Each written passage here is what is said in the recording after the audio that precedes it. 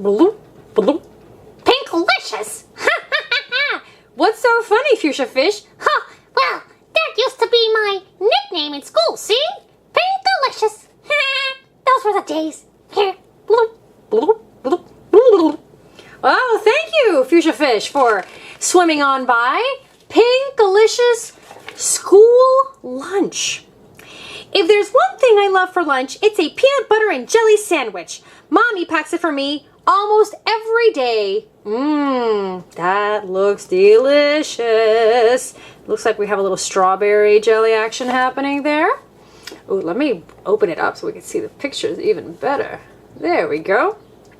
On Monday, I decided to try something totally different. I wanted to buy my lunch at the school cafeteria. It would be pinkerific.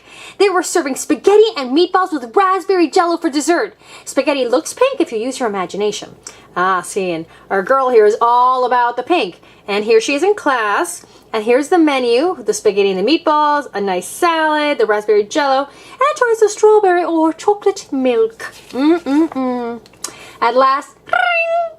The bell rang. Lunchtime! I yelled. I leapt out of my seat and out the door, skipping down the hall at full speed. I was going so fast. I didn't see the book on the floor. I tripped. Fell and hurt my knee. Miss Penny came to help me. Why the rush, Pinkalicious? She asked. I told her about the spaghetti and meatballs and the pink jello for dessert. Sounds yummy, she said. But remember, slow and steady wins the race. Oh, that's like Aesop's Fables with the hare and the other dude. The tortoise, yes, that guy. Anyway, that comes from that lesson. That's another book on KidTimeStoryTime, by the by. But we continue with this one. I wasn't sure what she meant by slow and steady wins the race, but I was too hungry to ask. So, Miss Penny walked down to the cafeteria with me. I got in line and waved goodbye. Soon enough, my special spaghetti would be all mine! All I had to do now was wait. So I waited. And waited. And waited. The line was so long, it snaked around the cafeteria. We moved slowly, inch by inch. My stomach started grumbling. My knee throbbed. Throb, throb, throb, throb, throb, throb. The room was noisier than I remembered. This was taking forever. Well, you know, if you usually bring your lunch, you don't have to wait. She wasn't used to the line. At long last, it was my turn to order. I cleared my throat and said, "Spaghetti and meatballs with raspberry jello, please." Ethel, the lunch lady, right there, did not hear me. "Excuse me?" she said.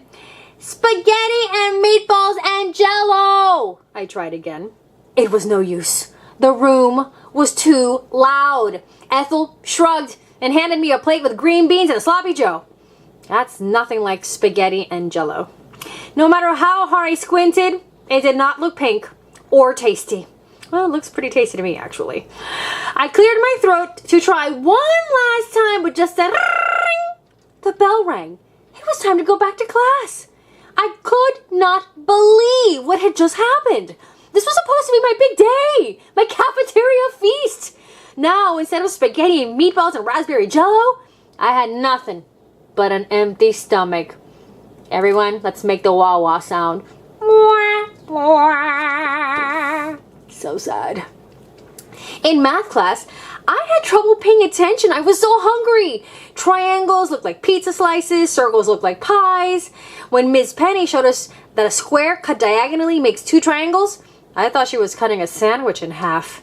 My tummy grumbled. Oh man, look at that face. Pinky is not looking pleased even a little bit. Well, that night over dinner, I told Mommy and Daddy about how everything had gone wrong. How I had tripped and fallen, how I had hurt my knee, how it had taken forever to get through the line, and when I finally got there, the lunch lady couldn't hear my order. "I'm sorry, honey," said Daddy. "Would you like me to make you a peanut butter and jelly sandwich for tomorrow?" asked Mommy. I didn't know what to do. Today did not turn out very well, but tomorrow, They were serving grilled cheese sandwiches. I like grilled cheese. Hey, I do too. Me, the storyteller. I love a grilled cheese made with butter and like maybe 2 or 3 different kinds of cheeses and nice and toasty. But I digress. I'll try again tomorrow, except this time I will be prepared, I said. I finished my dinner and went up to my room.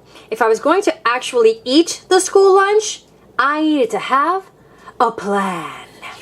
What is a plan? Okay, the next day at school, when the lunch bell rang, I pulled out the plan I had made the night before. Step 1, I read out loud, watch your pace. Slow and steady wins the race. I made sure not to rush to the cafeteria, and this time I made it without falling or bruising my knees.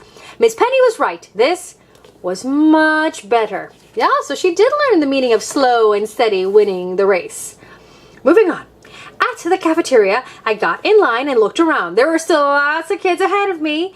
I started getting frustrated, but then I remembered my plan. I was prepared. Step 2, I read. If the line is long, just sing a song. I began to sing to pass the time.